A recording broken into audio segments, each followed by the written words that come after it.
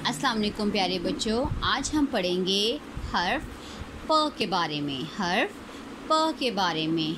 प भी प की तरह ही है, लेकिन प के नीचे होते हैं 3 नुक्ते।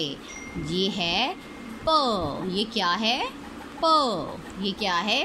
प। पे प। प से क्या बनता है? पतंग। प से क्या बनता है? पतंग। अब आप अपनी किताब खोलिए, सफ़ा नंबर 8। यहाँ पर आप देखें प। ये है प। पे जिसकी आवाज़ है प। और प से क्या बनता है? पतंग। प से पत्ता।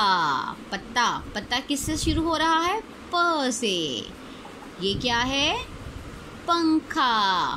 प से पंखा। अब आप तस्वीर में देखिए, तस्वीर में बहुत सी चीज़ें हैं।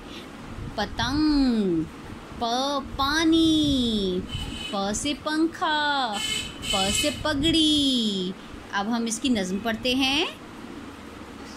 पप्पू उड़ाए ऊंची पतंग। पप्पू उड़ाए ऊंची पतंग, उड़ती जाए हवा के संग। पत्ते सर पर हिलते जाएं, बच्चों पप्पू के अब्बा पंखा चलाएं। पप्पू के अब्बा पंखा चलाएं। पहलवानों की कुश्ती देख के वाह वाह वाह वाह करते जाएं। पानी। पानी एक नेमत है, पानी को ज़ाया मत कीजिए। प से पानी है और पानी को ज़ाया मत कीजिए। ब के बाद कौन सा हर्फ आता है? प। ब में 1 नुक्ता है और प में 3 नुक्ते हुए हैं। मैं आपको दिखाती हूँ। ब, ये है ब और ये है प। ये दोनों एक जैसे नहीं हैं, क्योंकि ब के नीचे है 1 नुक्ता, प के नीचे हैं 3 नुक्ते।